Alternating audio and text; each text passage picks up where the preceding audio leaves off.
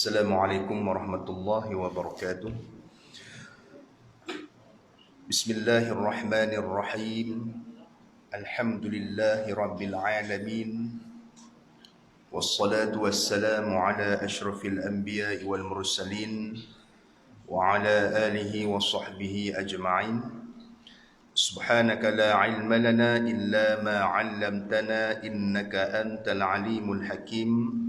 ولا حول ولا قوة إلا بالله العلي العظيم رب اشرح لي صدري ويسر لي أمري واحلل عقدة من لساني يفقه قولي رب يسر ولا تعسر رب تمم بخير أما بعد. Muslimin muslimat yang dirahmati Allah, kita sambung kuliah kita ataupun bacaan kitab Wisyahul Afrah, surat 23, perbincangan semalam. Malam ini kita masuk pada tajuk ataupun pada rukun yang ketiga ni. Rukun yang ketiga bagi rukun sembahyang, iaitu takbiratul ihram. Qala al-musannif rahimahullahu ta'ala wa nafa'ana bi'ulumihi fid darain amin ya rabbal alamin. Baik, dia kata dan ketiganya takbiratul ihram. Rukun sembahyang yang ketiga dinamakan takbiratul ihram. Takbir maknanya Allahu Akbar. Itu makna takbir. Takbir ni perkataan Allahu Akbar tu, ya. Maka rukun yang ketiga ini dipanggil rukun qauli. Rukun yang kita mesti ucapkan, ya. Rukun dalam bentuk perkataan, iaitu perkataan Allahu Akbar. Baik, itu termasuk pada rukun tu. Perkataan ini dipanggil apa? Takbir ni nama dia takbir al-ihram. Ya, ada satu lagi takbir dipanggil takbir intiqal ataupun takbir intiqalat. Allahu Akbar juga. Takbir itu sunat hukum dia. Takbir yang kita ucapkan ketika berpindah rukun, ya, berpindah daripada satu rukun kepada satu rukun yang lain. Itu takbir intiqalat, takbir perpindahan rukun. Kita nak rokok, ya, Allahu Akbar. Kita nak sujud, Allahu Akbar. Bangun daripada sujud, Allahu Akbar. Sujud yang kedua, Allahu Akbar. Bangun daripada sujud yang kedua, Allahu Akbar.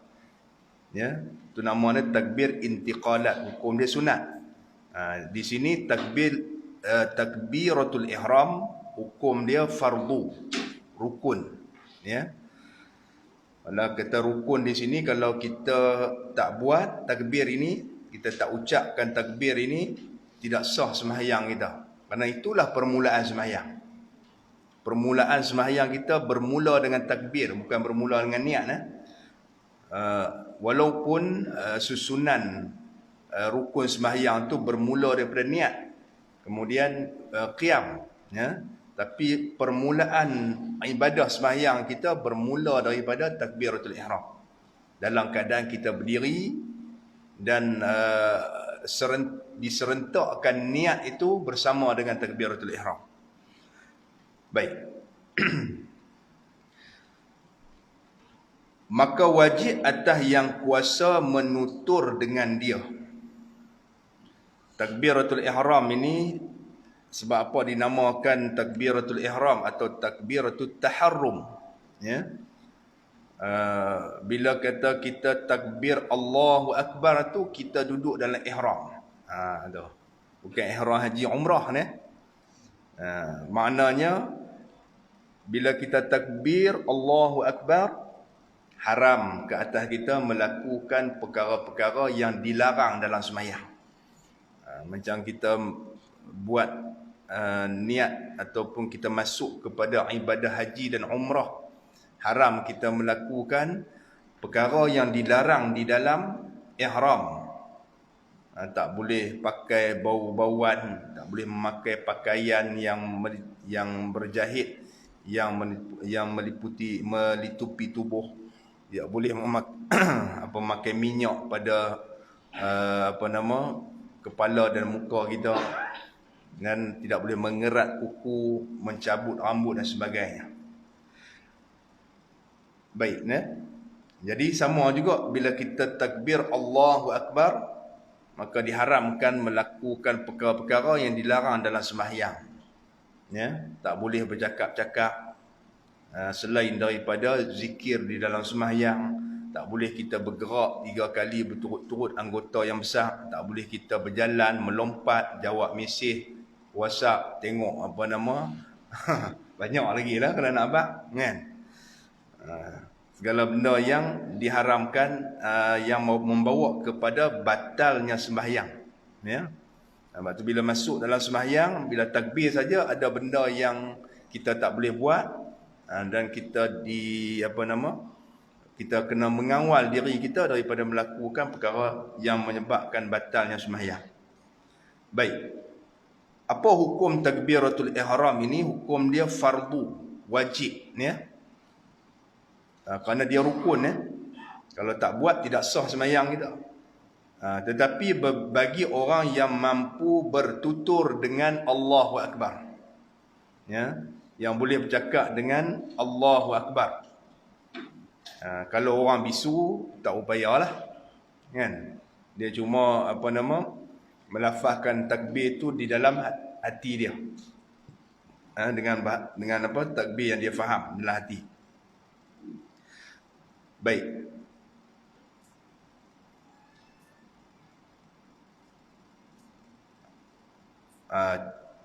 Kemudian dia kata,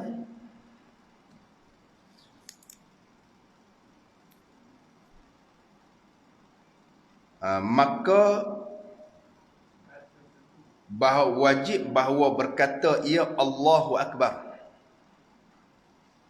Bila sebut takbiratul ihram, wajib dia menuturkan perkataan Allahu Akbar ketika melaksanakan rukun ini. Jadi takbiratul ihram ini, dia perkataan yang kita ucapkan itu dikhususkan dengan perkataan Allahu Akbar. Kita tak boleh ubah kepada yang lain. Kita nak ubah dengan perkataan yang lain tak boleh. Walaupun makna dia sama, Allahu Akbar makna Allah Maha Besar. Allahu Akbar makna Allah Maha Besar. Ada juga perkataan yang lain yang kita ambil daripada contohnya nama-nama Allah Ta'ala yang baik. Al-Asma'ul Husna, Ar-Rahman ataupun Ar-Rahim, Al-Jalal, Al-Jalal wal Ikram, Al-Latif ataupun Al-Aziz, kan? Azim. Baik. Tapi perkataan itu tak boleh digunakan menggantikan perkataan Allahu Akbar. Tak boleh guna kerana kita bila melaksanakan ibadah sembahyang ni, ada zikir-zikir yang kita ucapkan dalam sembahyang itu dia terhad kepada perkataan yang tertentu. Contohnya macam takbiratul ihram ni, kita bergantung kepada apa yang Nabi ucapkan, apa yang Nabi ajak kepada kita. Jadi kita tak boleh ubahlah. Kerana Nabi pun diajar oleh Jibril alaihi salam. Nabi diajar oleh Jibril alaihi salam untuk melaksanakan ibadah sembahyang dan membaca lafaz-lafaz yang diajar oleh Jibril. Kata yang diajar oleh Jibril, kita tak boleh ubah. Itu sebagaimana yang diperintahkan oleh Allah Ta'ala. Allahu Akbar itu ubah kepada perkataan yang lain. untuk takbiratul ihram ini. Ya. Perkataan Allahu Akbar ini dikhususkan kepada takbiratul ihram. Ya. Maknanya takbiratul ihram ini perkataan yang khususnya hanya perkataan Allahu Akbar, dua kalimah ni. Tak boleh ubah dengan yang lain. Maka tiada sah Ar-Rahmanu Akbaru. Bila kita melihat takbiratul ihram ni dikhususkan dengan perkataan Allahu Akbar, kita tak boleh ubah kepada yang lain. Contohnya kita nak ubah perkataan Allah kepada perkataan lain. Ambil nama-nama Allah Ta'ala yang baik tu. Seperti Ar-Rahman. Kan? Kita ganti dengan kalimah Allah. Ya? Ar-Rahmanu Akbar. Tuhan yang bersifat dengan Rahman. Tuhan yang Maha Pemurah itu Akbar. Yang Maha Besar. Boleh tak? Tak boleh. Ya? Kalau kita guna juga tidak sah takbir kita. Baik. Maka tiada memadai tiap-tiap yang mengubahkan salah suatu daripada dua lafaz ini. Begitu juga kita gunakan perkataan lain menggantikan mana-mana satu daripada dua perkataan ni. Allah ataupun Akbar. Contoh kita kata Allah, kita guna Allah dah. Itu kita guna Akbar, ganti dia dengan Azim. Allahu Azimun. Boleh tak? Tak boleh. Tidak sah. Apa-apa saja perkataan kita tak boleh guna. Baik. Yang kedua dia kata, dan tiada sah pula mendahulukan Akbar atas Allah. Yang kedua, jangan kita pindah tempat. Kita sebut Akbar dulu, kemudian kita sebut Allah kemudian. Susunan dia Allahu Akbar. Kita ubah Akbarullah. Itu tak boleh lah. Kita baca apa? Kita takbir songsang orang panggil. Kan? Songsang. Tak boleh songsang dah. Tidak sah nah. Dan tiada mengapa diceraikan. Yang ini dipisahkan antara dua lafaz itu dengan dengan alif lam. Ya. Contohnya seperti Allahul Akbar. Tuan tengok pada perhati betul-betul dua perkataan ini. Perkataan Akbar tu dia tak ada alif lam. Tuan-tuan mengaji tajwid tahulah apa dia alif lam kan. Dia tak ada alif lam. Baik. Orang panggil alif lam apa ni? Alif lam qamariyah kan. Allahul Akbar. Ya. Kalau ditambah alif dan lam pada perkataan akbar itu, maka kita ucapkan Allahul Akbar. Itu hukum izhar tu. Kan? Betul tak? Ilmu tajwid ada kelas tajwid. Dia ada no. Kelas tajwid ada kan. Itu hukum izhar tu. Tak boleh idgham ha pada Allah ke dalam hamzah pada akbar. Dia huruf qamariyah, ya, alif lam qamariyah. Alif lam masuk pada hamzah, ya. Hamzah bukan huruf yang syamsiah, ya, bukan huruf yang boleh diidghamkan. Baik. Jadi lam itu tak boleh diidghamkan ke dalam hamzah. Baik. Kalau ada orang sebut macam tu, sah hukum dia. Kita kita pisahkan antara Allah dengan akbar tu dengan alif lam tadi. Mana kita tambah alif dan lam pada perkataan atau pada permulaan perkataan akbar, ya. Itu tidak menjejaskan takbiratul ihram. Okey nah.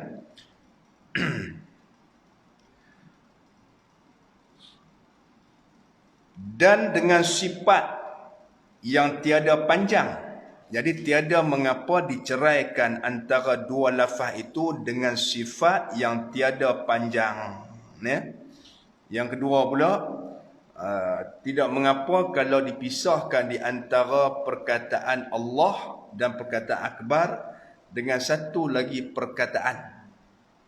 Di celah dua tu ada kita tambah lagi perkataan yang lain yang tak panjang. Ya. Tak panjang ni makna kurang daripada 3. Kita tambah satu kalimah ataupun kita tambah 2 kalimah. Contoh dia seperti Allahul Jalilul Akbar. Allahul Jalilu Al-Akbar. Allah yang Maha Agung, ya, itu yang Maha Besar. Al-Jalilu. Jadi kita pertambah perkataan Al-Jalilu. Bolehlah tuan-tuan nak buat lagi. Berani tak? Allahul Jalilul Akbar. Kalau saya nak buat pun boleh lagi. Kan? Tapi jangan repot lah. Jangan repot. Dia kata ustaz tu syiah. Dia ada tambah apa atau saya tak masa dengar semua hidup. Payah. Tak usah buatlah benda belik-belik. Walaupun sah nah. Kerana benda walaupun dari sudut hukumnya sah, tapi bila orang tengok pelik ni, dia jadi apa orang panggil? Dia terkejut. Ya. Takut dia mempertikaikan benda tu. Baik nah. Setakat ni tak dengar lagi lah. Orang dah ucap macam ni kan. Walaupun dari sudut hukumnya sah nah.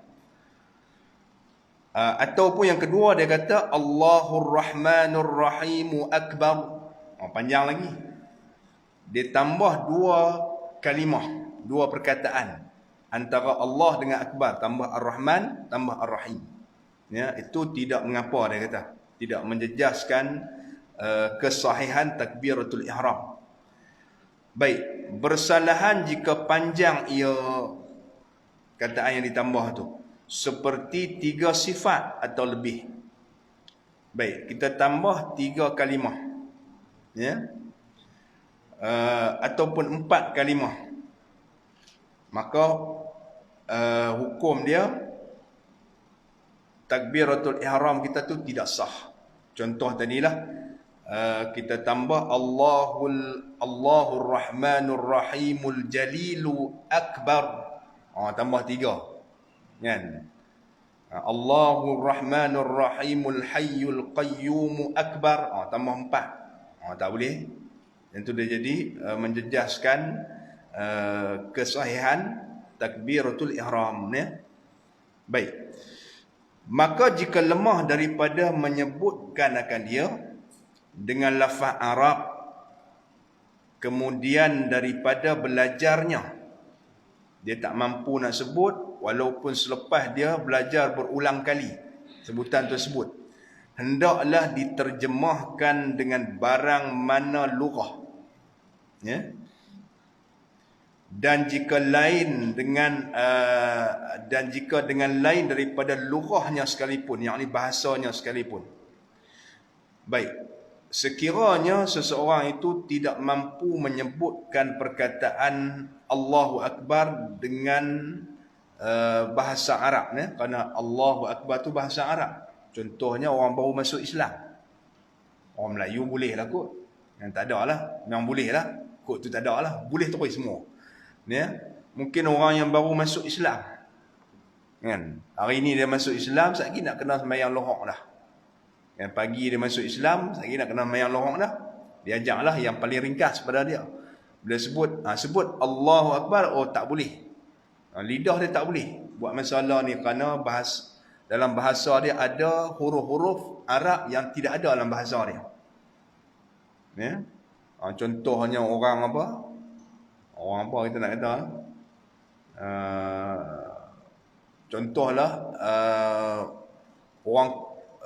orang Kongo misalnya, baru masuk Islam, contohlah. Kan? Dia tak ada dalam bahasa dia. Lam tak ada, ra tak ada. Payah nak sebut. Nak sebut Allah, lam tak ada dalam bahasa dia. Dia kena belajar macam budak-budak baru belajar. Kan? Sebab dalam kalimah Allah dia ada lam 2 kali. Kan? Ra pun perkataan ra tak ada dalam bahasa dia. Kebetulan ba tak ada dalam bahasa dia. Kita ajak dia tak boleh nak sebut. walaupun ditulis dalam bahasa dia sekalipun. Ya, setelah dia belajar. Ya, dia tak boleh sebut tu setelah dia cuba untuk mempelajarinya. Asal dia belajar benda tu. Tak payah masuk kelas berhari-hari kot. Benda 2 perkataan tu ya, cuma nak sebut tak boleh. Ya, dia nak dekat-dekat nak sembahyang dah ni, baru masuk Islam. Ya. Baik. Jadi apa solusi dia ataupun apa yang perlu dia buat? Kalau orang yang tak mampu menyebutkan Allahu Akbar dengan lafaz bahasa Arab, kan? Maka hendaklah diterjemahkan. Tuan, satu benda yang penting di sini yang ditekankan oleh para ulama, menuntut ilmu, belajar. Ya. Jadi jangan kita kata sembahyang ni dia tidak ada dia punya mata pelajarannya yang kita kena belajar. Kena. Sembahyang perlu belajar untuk memperbetulkan ibadah kita. Kalau kita tak belajar, tak sah sembahyang kita. Sebab kita tak tahu, boleh jadi sah, boleh jadi tak sah. Kena belajar. Sembahyang ni dia kena belajar. Ya, kena belajar cara sembahyang, kena belajar rukun sembahyang, kena belajar apa bacaan wajib dalam sembahyang. Bila kita nak mengaji Quran, hak pertama kena belajar ni. Bacaan wajib dalam sembahyang. Supaya sebutan kita betul, kan? Kalau kita tak belajar sembahyang juga, tidak sah sembahyang kita. Saya belajar YouTube nak buat pasu bunga tak apalah. Belajar YouTube tak jadi pun dia tak ada jejeh apa-apa. Rugi duit lah RM1 2 beli simen. Tak boleh nak, dia kena belajar berguru. Guru kena perbetul kita. Kita duk syok sendiri ya. Saya belajar di YouTube ni. Kan? Betul ke hang baca tu? YouTube bukan boleh perbetul bacaan kita, tak boleh. Kan, guru kena perbetul bacaan kita. Kena sah kan. Kalau macam tu tuan-tuan tak usah hantar anak pergi sekolah. Kan? Buka YouTube, kan? Kita belajar nak belajar apa ni macam penting, buka YouTube. Duit tak kena bayar apa, esok ni SPM ambil persendirian. UPSR nak masuk buang tak ada masalah apa. Tahu penting pun benda tu. Yang penting SPM, esok pergi ambil persendirian. Yang lain semua belajar YouTube. Pani tak buat tu? Boleh tak? Agak-agak. Matematik semua belajar YouTube. Tak hantar pergi sekolah. Kan? Jadi kita pun tak penat gelut apa pagi-pagi nak keluar hantar anak pergi sekolah, lagi balik pula nak kena pergi ambil pula kan, kalut. Kan? Nak kena beli buku apa, bayar internet ya. Belilah buku sikit kot, teks yang ada tu. Mengadap lah. Agak-agak boleh tak? Berani buat. Tanya, berani buat. Tak berani ya? Berani buat tuan-tuan. Anak kita tak usah hantar pergi sekolah akademik ni. Semua belajar YouTube. Boleh tak? Tak boleh no? Anak kita nak jadi apa? Jadi arkitek. Belajar YouTube sudah. Kan? Belajar YouTube. Agak-agak berani tak nak suruh anak kita buat masjid ni, baru. Mereka bentuk, berani tak? Tak payah, arkitek mahal. Tapi ni hak Malaysia semua, anak saya dia arkitek ke? Arkitek mana? YouTube. Kan? Agak-agak berani tuan-tuan bagi kat dia. Mereka bentuk masjid. Kemudian ada adik dia pula belajar YouTube buat bangunan. Kan? Agak-agak berani tak nak bagi kat dia kontrak buat masjid baru kita ni? Berani tak? Tak berani pasal apa pula, ilmu dah dapat. Kan? Kita sendiri pun tak berani bab ilmu kritikal. Itu juga ilmu agama ni. Ilmu agama ni ilmu kritikal. Ya? Bukan benih bangsa boleh dengar tu, kecuali lah kita nak menambah maklumat tu tak apalah. Kita dengar benda-benda yang perlu kita belajar disahkan oleh guru kita. Dia kena mengadap. Ya, kena mengadap dalam sistem pembelajaran yang fizikal ni, secara fizikal ni. Baik. Tak tahulah ke depan ni COVID ni mai jenis baru, mai berapa jenis pula sampai pening tak boleh nak buat apa dah, semua kena duduk rumah kena belajar dalam tu. Tu nasib nak buat macam mana. Kan? Wallahiyazubillah ya. Dia mai ke depan esok mana kita nak tahu. Kan? Tengah duk jaga nak elok dah. Cucuk semua dah dia mai hak jenis lain pula. Allah. Kerajaan tak ada duit nak pulang duit. Kan? Buh hak ni dia mai hak lain pula, buh tu mai pula sampai tak ada nak tepih. Tak boleh buat apa. Tak boleh buat apa nah. Pergantungan kita kepada Allah. Bukan kepada makhluk dan asbab ni. Pada makhluk dan juga pada apa-apa saja. Pergantungan kita pada Allah. Kita hanya ikhtiar dan juga melakukan asbab-asbab yang beradat di dalam dunia ni. Ya. Tu tuan-tuan belajar ilmu tauhid tahu kan? Bab tu. Baik nah. Okey, sambung lagi dia kata sekiranya dia tak boleh sebut dalam lafaz Arab, hendaklah diterjemahkan dalam apa bahasa sekalipun yang boleh dia ucapkan. Walaupun bukan dalam bahasa dia sendiri. Kan? Walaupun bukan dalam bahasa dia sendiri. Contohnya orang Perancis. Kan? Dia nak sebut Allahu Akbar. Dia nak guna bahasa Inggeris, bukan bahasa dia, tapi dia reti ya, dan boleh sebut, tak ada masalah. Ya. Ataupun orang Perancis tu nak guna bahasa Melayu, dia main belajar di sini bahasa Melayu. Allah Maha Besar, tapi tak boleh sebut juga Allah. Susah kan? Kerana Allah ni tak boleh diterjemahkan. Kan? Mungkin dia kena terjemah ke dalam bahasa makna yang hampir kepadanya, ya, perkataan Allah dan juga perkataan akbar. Baik, dan jangan digantikan dengan zikir yang lainnya. Dan maknanya orang yang tak mampu menuturkan Allahu Akbar, dia wajib terjemahkan ke dalam bahasa yang dia fahami ataupun bahasa yang boleh dia tuturkan. Tetapi tak boleh dia ganti dengan zikir yang lain. Ya? Dia gantikan dengan zikir yang lain. Contoh dengan apa? Dengan subhanallah. Dia kata saya boleh sebut subhanallah saja. Ataupun saya boleh sebut alhamdulillah saja. Tapi Allahu Akbar tak boleh sebut. Boleh tak ganti? Tak boleh. Ya? Tak boleh ganti. Dia kena terjemahkan ke dalam bahasa yang dia fahami dan dia boleh tuturkan dengan baik. Baik, dan wajib atas yang bisu menggerakkan lidahnya dan dua bibirnya dan daging anak lidah yang pada akhir langit-langitnya, ya, dengan takbir tersebut, ya, atas kadar kuasanya. Jadi atas kadar kemampuannya.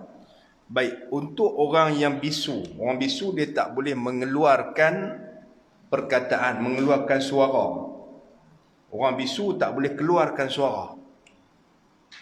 Kan? Sebab dia bisu. Berlaku kegagalan pada penuturan dia. Ya? Kecacatan pada penuturan dia. Tak boleh mengeluarkan suara. Tetapi kita panggil apa? Tuan-tuan, bila kita nak bercakap, ni Allah Ta'ala ciptakan kita, tuan-tuan. Ya? Bila kita nak bercakap, ada banyak organ yang terlibat. Ada banyak organ yang terlibat. Bila kita nak bercakap, mengeluarkan suara. Ya, suara tu kita boleh buat keluar. Keluar. Faham tak apa dia? Tak tahu. Mengeluarkan suara, semua orang boleh buat keluar suara. Tapi mengeluarkan suara dalam bentuk perkataan yang difahami. Susunan huruf menjadi perkataan. Kan? Tentu kita belajar dulu kecil. Benalah anak-anak kita belajar di tadika mengeja, kan? Mengeja satu-satu kalimah tu. S-A-Y-A kan. Saya. Contoh dia kan. Jadi itu dia panggil perkataan yang disusun dari beberapa huruf. Baik, nah. Jadi kita nak mengeluarkan perkataan itu, dia melibatkan organ-organ di dalam organ-organ penuturan kita dalam mulut kita ni. Dia melibatkan lidah, melibatkan dua bibir mulut, ya, melibatkan anak lidah kita di pangkal lidah kan. Permulaan kangkung tu ada anak lidah kan. Lagi apa lagi? Dia melibatkan angin yang keluar. Melibatkan tekanan di dalam tu, banyak benda lah. Tuan-tuan belajar ilmu linguistik itu ada cerita. Ilmu bahasa. Depa belajar khusus benda tu lah. Kan? Okey nah. Jadi bagi orang bisu, dia tak boleh mengeluarkan suara. Tetapi instrumen ataupun organ itu boleh digerakkan. Maka mengikut kaedah hukum fiqh ini, wajib dia menggerakkan lidah dia. Kerana lidah ni alat ataupun organ yang membantu untuk mengeluarkan perkataan. Lidah, mulut, dua bibir mulut dan anak lidah tadi ni. Wajib digerakkan sekadar kemampuan dia. Mengisyaratkan kata dia melafazkan takbir tanpa keluar suara takbir tersebut, ya. Okey nah. Jadi orang bisu dia tak boleh. Dia kena gerakkan. Walaupun tak bunyi, gerakan yang menjuru ke arah sebutan Allahu Akbar. Kan? Itu untuk orang bisu lah. Baik, dan demikian lagi segala bacaan yang wajib. Ya. Jika lemah daripadanya, hendaklah niatkan akan dia dengan hatinya. Baik, jadi sama juga bacaan wajib yang lain. Fatihah untuk orang bisu ni nah. Fatihah, bacaan wajib dan sembahyang ada berapa tuan? Yang pertama takbiratul ihram, yang kita panggil rukun qauli. Yang kedua bacaan Fatihah. Yang ketiga apa dia? Yang ketiga tak ingat. Tahiyat akhir. Yang keempat selawat ke atas Nabi dalam tahiyat akhir. Ya, atas Nabi saja, bukan keluarga Nabi. Yang kelima salam. Semua ni dipanggil bacaan wajib. Bacaan wajib ni kalau orang bisu dia kena gerakkan juga. Dia punya bibir mulut dia, lidah dan juga anak lidah dia, ya. Seperti orang yang normal, cuma tak boleh keluar suara ya. Dia kena gerakkan. Baik. Maka jika lemah daripada menggerak-gerakkan lidah, dua bibir dan daging anak lidah, yang ni anak lidah pada pangkal lidah kita tu, hendaklah diniatkan dengan hatinya. Kalau dia tak boleh gerakkan anak lidah, tak boleh gerakkan bibir mulut, orang tu bisu, kemudian lumpuh pada mulut dia, tak boleh gerak lidah, tak boleh gerak apa kan, maka dia baca dalam hati ya. Dia bacakan dalam hati dia, ya. Baik. Dan wajib pula ia mendengarkan dirinya takbiratul ihram. Itu antara syarat dia lagi, nah. Wajib bagi orang yang melafazkan takbiratul ihram ni, dia kena dengarkan diri dia. Maknanya dengar ke telinga dia secara jelas setiap huruf takbiratul ihram tu. Setiap huruf takbiratul ihram tu hendaklah dengar dengan jelas, jangan kuat sangat, kuatnya ganggu orang sebelah. Ya. didengarkan pada telinga dia. Ya, itu syarat wajib tu. Semua bacaan wajib dalam sembahyang disyaratkan orang yang membaca bacaan wajib dalam sembahyang ini mendengarkan bacaan tersebut kepada telinga dia ataupun ke diri dia. Dia boleh dengar bacaan diri dia. Ya. Bukan kata takbiratul ihram sajalah. Dia kena mendengarkan kalau berbisik-bisik. Bunyi itu ya.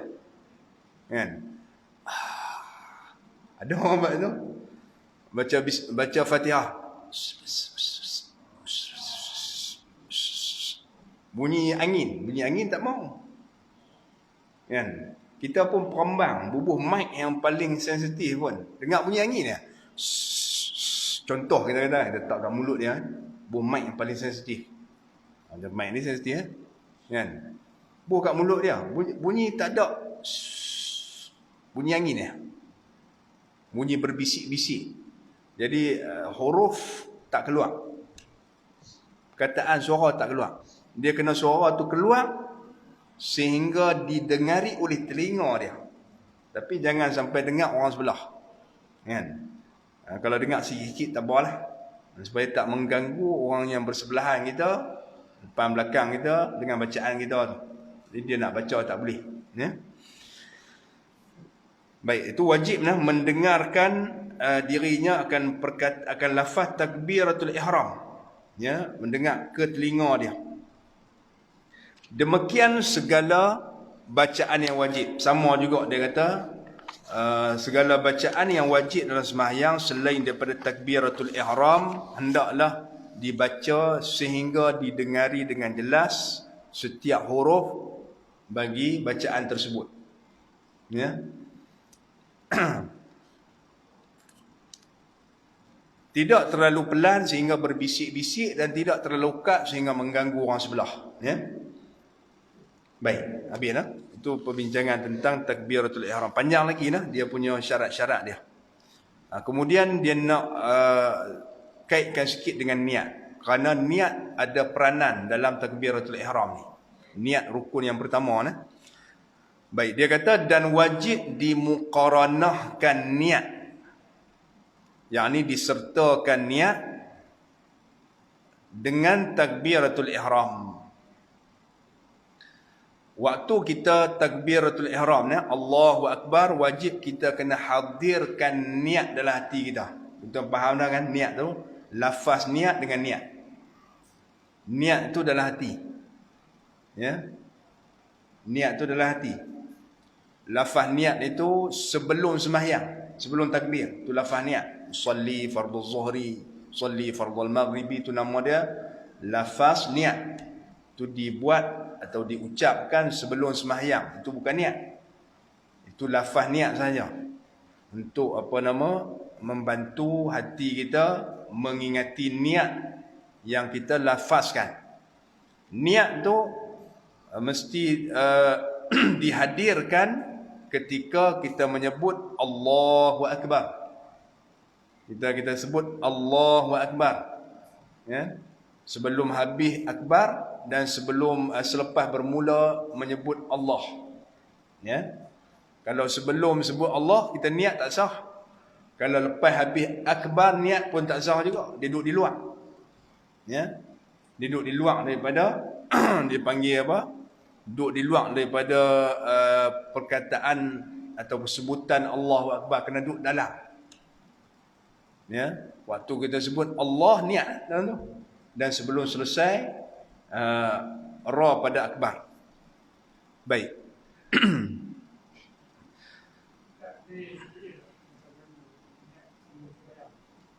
Boleh, tak ada apa. Kadang semayang, tak semayang lagi kan. Kita tak semayang lagi, kita nak melafazkan niat dalam bahasa Melayu boleh. Kan? Tak reti bahasa Arab. Tanya awang nak semayang apa ni? Aku nak semayang maghrib. Tak apa. Sahaja aku sembahyang maghrib kan, habis sahaja aku sembahyang fardu maghrib 3 rakaat apa tak sebut tak apa, itu dah tahu dah ya. Sahaja aku sembahyang fardu maghrib, selesai. Kan? Itu cukup dah untuk mencukupi syarat-syarat bagi niat. Ya? Dia cuma ungkapan untuk kita menghadirkan niatnya. Aku nak sembahyang, sembahyang memang nak sembahyang lah. Fardu maghrib. Fardu sembahyang tu dia punya martabat dia fardu, dan waktu sembahyangnya maghrib. Habis. Selesai. Aku sembahyang fardu Isya. Ya. Sahaja aku sembahyang fardu maghrib, sahaja aku sembahyang fardu Isya, sahaja aku sembahyang fardu subuh. Tak ada masalah. Dalam bahasa Melayu boleh. Kalau orang Cina, bahasa Cina. Kalau orang India, bahasa India. Tak ada masalah.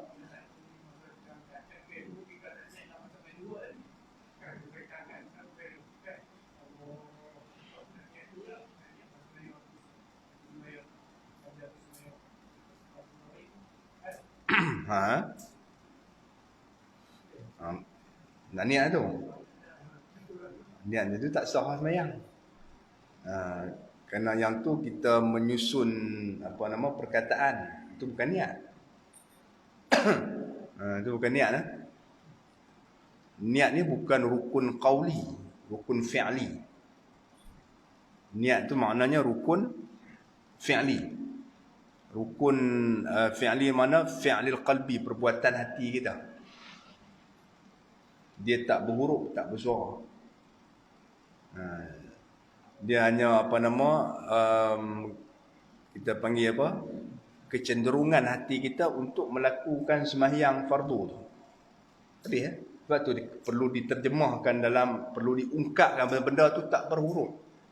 Kena ungkapkan dengan bahasa. Tak payah diulang pula dalam hati kita, sahaja aku sembahyang. Yang tu dah dipanggil apa? Kita mengulang lafaz niat. Itu bukan niat. Tak sah sembahyang kita kalau macam tu. Berat lah.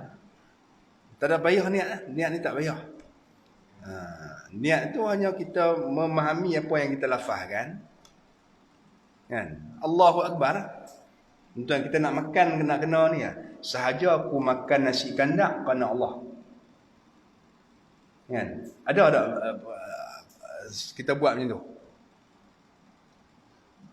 Ada tak? Dan bila kita nak makan? Kita nak makan ni bila? Bila ada suatu faktor yang mendesak kita untuk makan. Bagaimana tak ada faktor untuk mendesak kita makan? Apa dia faktor yang mendesak kita makan? Apa dia? Lapar. Ini boleh bagi hadiah. Kan? Lapar tu betul, tepat. Lapar tu bukan satu faktor yang mendesak diri kita untuk makan. Kalau tak lapar, kenyang sungguh-sungguh dah. Orang ajak kita pergi makan, kita mau tak? Tak mau. Kan? Tapi kalau lapar tak ajak tu, dia makan. Bahkan kalau dia lapar 7 hari, tak ada nak ajak dia nampak makanan tu, tuan minta dia makan terus. Kerana lapar tu mendesak. Baik.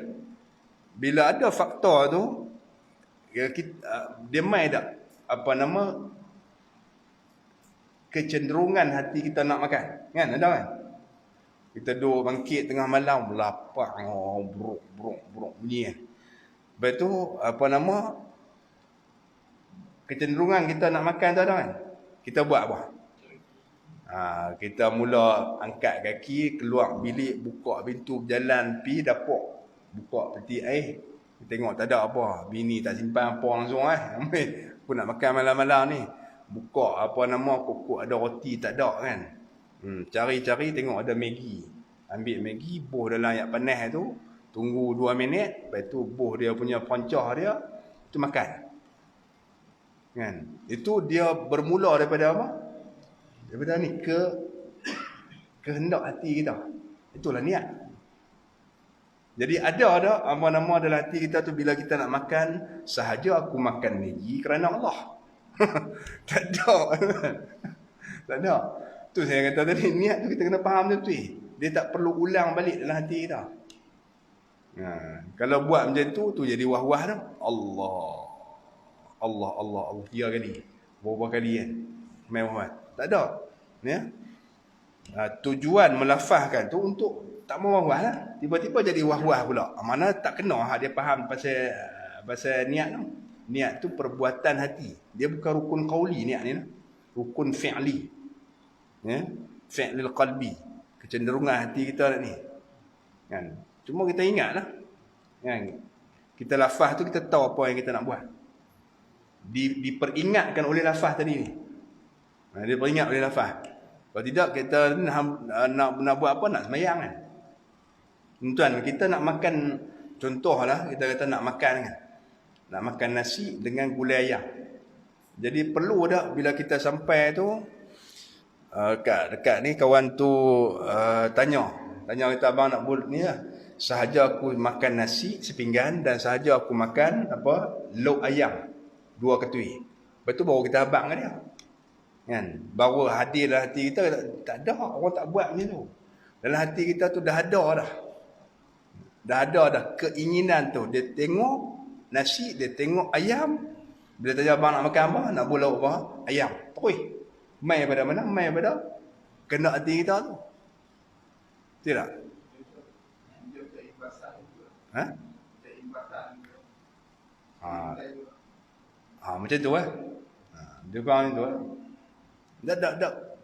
Macam saya bagi contoh makan tadi kan. Dia lapar kan. Jadi daripada lapar tu mendesak diri dia, maka ada keinginan untuk makan.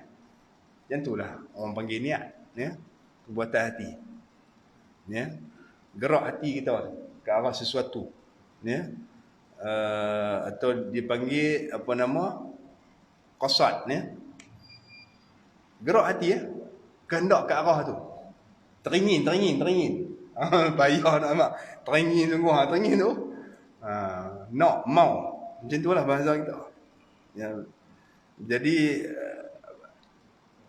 niat itu bukannya, lafaz yang kita ucapkan. Yang tu nak tolong, kita nak peringatkan niat kita. Sebab apa? Semayang ni banyak. Semayang ni banyak jenis, banyak waktu. Mana satu nak semayang? Kita nak semayang Isya, pergi niat maghrib. Tak kena. Kan? Kita takbir Allah Akbar sebab dia tak huruf, tak surat. Allahu Akbar. Kita ingat maghrib. Kita buat 3 rakaat. Jadi tu tujuan niat, lafaz niat. Bila kita lafaz niat, aku dah semayang maghrib. Kita lafaz, salli fardal Isya. Aku semayang fardal Isya. Kita tahu dah. Jadi bila kita peringat benda tu, contoh macam ni lah. Contohnya kita nak sorok kunci, tak mau bagi anak kita masuk dalam bilik kan. Kita ambil kunci tok dia tu kan. Kemudian kita nak bagi peringat, kadang-kadang takut lupa. Kunci duduk atas ni. Kita tengok kunci duduk atas tingkap contoh dia. Kunci duduk atas tingkap. Kunci duduk atas tingkap. Kita dah sebut dia kunci duduk atas tingkap. Kunci duduk atas tingkap. Kan? Selagi lepas kita keluar balik main rumah. Jadi kita ingat dah tadi. Duduk peringat kan.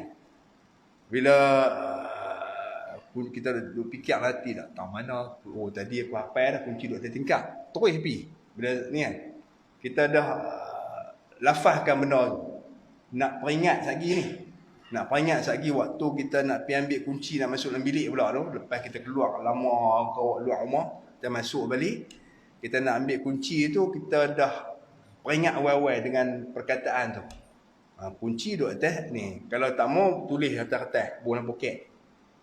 Kita jenis pelupa kan. Lagi kunci duduk tang mana tu. Keluar poket tengok. Oh atas ni. Nak peringat. Itu ya. Kunci apa? Kunci bilik. Pasal kita tak atas tingkap tu. Tingkap pertama kunci bilik. Tingkap kedua kunci store. Tingkap ketiga tu kunci bilik yang nombor 2. Semua anak kita suka duk main. Jadi sebab banyak sangat bilik dan banyak kunci ini, kita tulis siap-siap. Ataupun kita tingkap nombor 1 kita hafal. Tingkap nombor 1 kunci bilik utama. Tingkap nombor 2 kunci store. Tingkap nombor 3 kunci ni. Jadi bila mai kita nak ambil apa? Aku nak masuk store. Teringat. tingkap nombor 2 kunci store tu pergi ambil.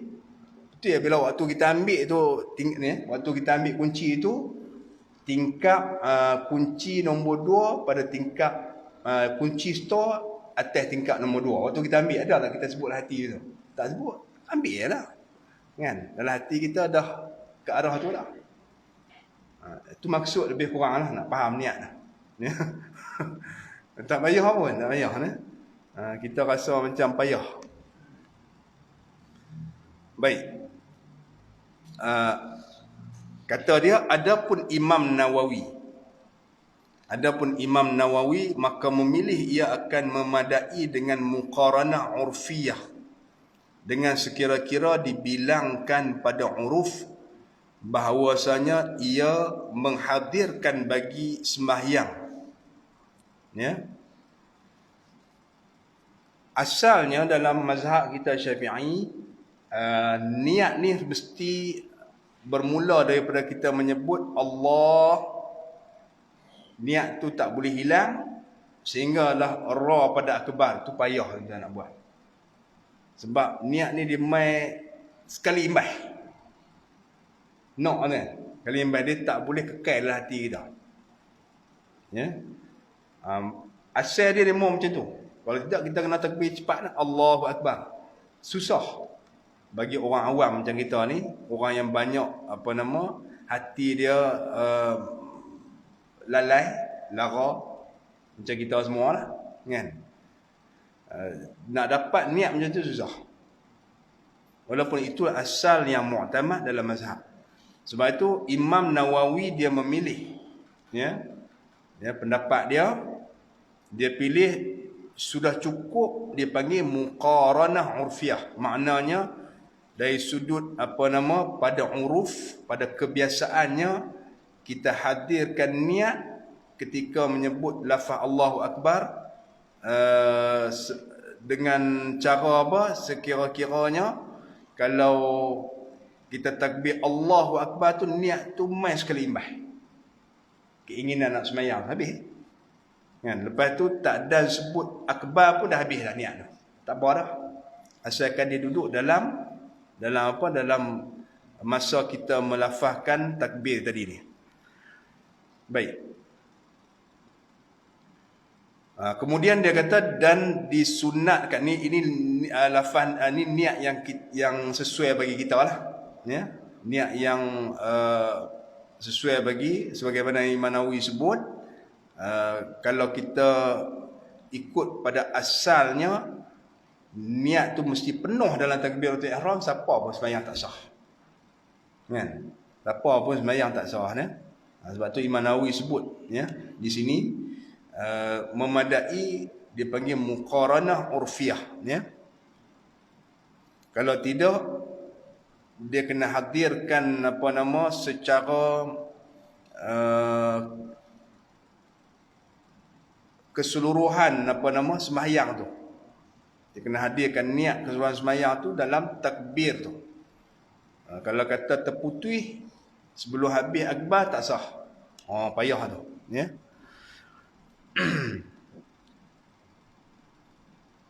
Baik, dan disunatkan kemudian daripada takbiratul ihram ini membaca doa iftitah. Kemudian baru dia selang-selikan dalam rukun yang ketiga ni dengan perkara sunat pula, kan. Dia cerita rukun takbiratul ihram pada dia selang-seli dengan perkara-perkara sunat, ya. Selepas takbir tu nak buat apa sebelum masuk rukun yang seterusnya. Baik. Okay, kemudian dia kata disunatkan kemudian, yakni selepas daripada takbiratul ihram, bahawa membaca doa iftitah, doa yang maklum yang kita baca Allahu akbar kabira alhamdulillahi katsira sampai habis, itu sunat hukum dia, dan dia termasuk dalam sunat hai'ah, ya. Sunat yang kalau kita tinggal maka tak menyebabkan kita perlu sujud sahwi. Sunat hai'ah ni cuma jadi makruh, ya, kalau kita tinggal. Baik. Kemudian dibaca a'udzubillah minasyaitan. A'udzu billahi minasyaitanir rajim. Selepas kita baca doa iftitah, sunat kita baca a'udzu billahi minasyaitanir rajim. Sebab apa? Kita nak masuk membaca Fatihah. Ya. Nak masuk baca Fatihah, sunat kita baca a'udzubillah. Dibaca selepas daripada doa iftitah. Itu pun masuk di dalam sunat hai'ah. Ya. Itu antara perkara sunat yang boleh kita buat selepas daripada selesai takbiratul ihram, doa iftitah dengan a'udzubillah. Cuma doa iftitah ni kalau kita dah baca a'udzubillah, tak boleh kita ulang dah doa iftitah. Doa iftitah mesti sunat dibaca di antara selepas takbir dan sebelum a'udzubillah ataupun sebelum bismillah. Ya, sebelum Fatihah. Kita nak baca, oh tadi lupa baca ada doa iftitah lepas apa? Lepas baca Fatihah, kan? Baca Fatihah lepas tu lupa nak baca doa iftitah sebelumnya. Nak baca lepas Fatihah. Boleh tak? Tak boleh. Ya. Baca boleh tapi tak ada boleh apa-apa. Ya, makruh pula. Kita pindahkan kedudukannya pergi duduk tang lain. Kedudukan membaca doa iftitah ni selepas daripada takbir dan sebelum kita membaca a'udzubillah. Kalau kita tak baca a'udzubillah sebelum kita baca Fatihah. Tapi kalau katalah lepas doa iftitah kita dah baca a'udzubillah dah, habis dah. Dia panggil luput waktu. Dah habis waktu, tak boleh baca dah.